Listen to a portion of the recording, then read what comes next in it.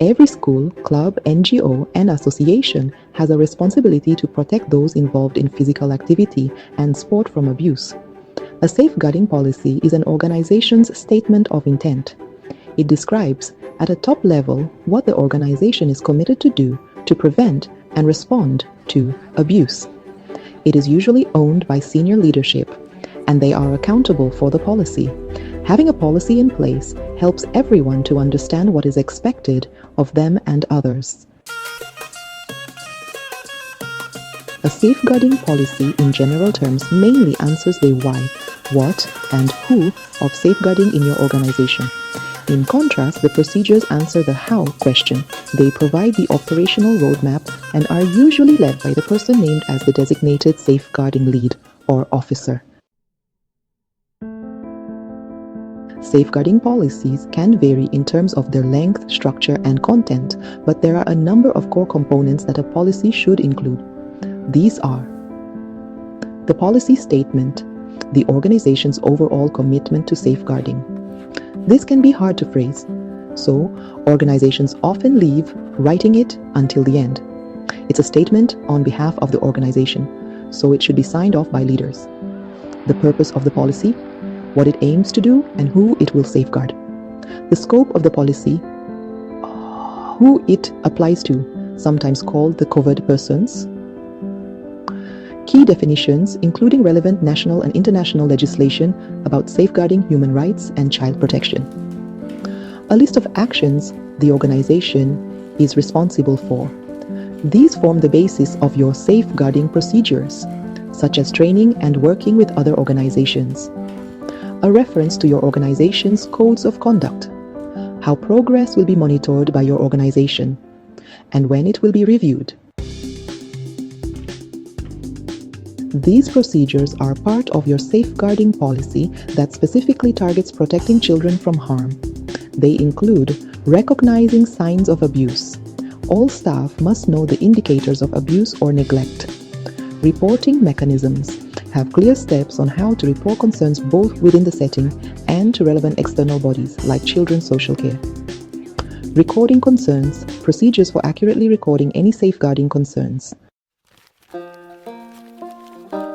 Confidentiality policy. Confidentiality is essential in safeguarding.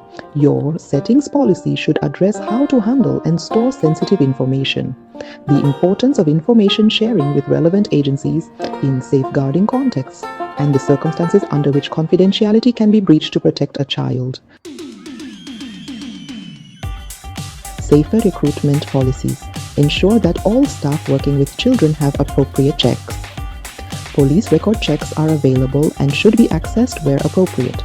Obtain references for potential employees. Regular reviews of staff suitability to work with children are also encouraged.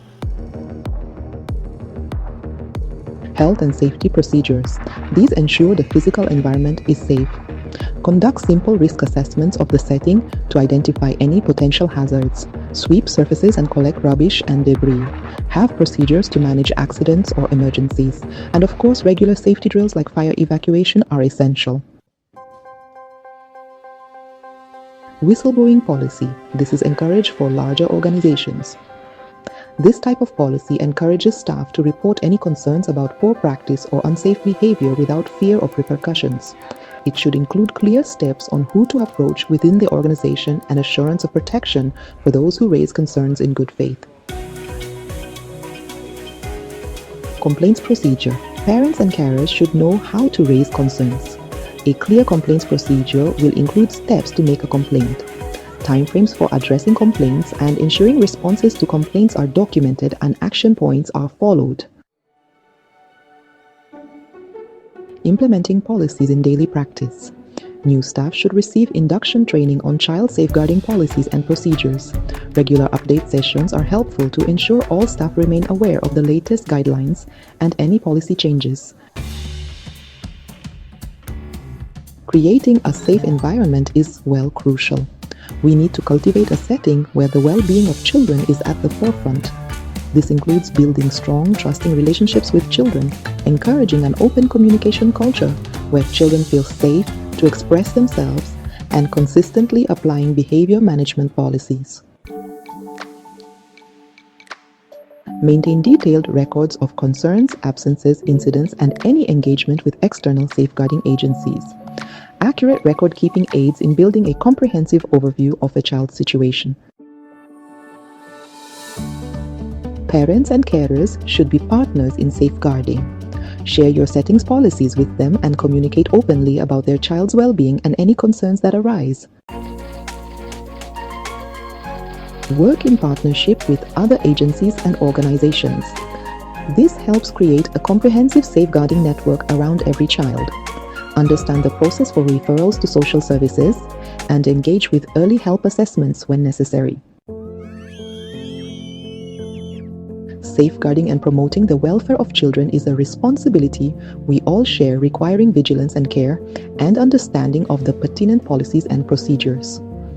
As a teacher, coach, youth mentor, or administrator, you have an important role in applying these policies securely and consistently in your setting. Creating a safe environment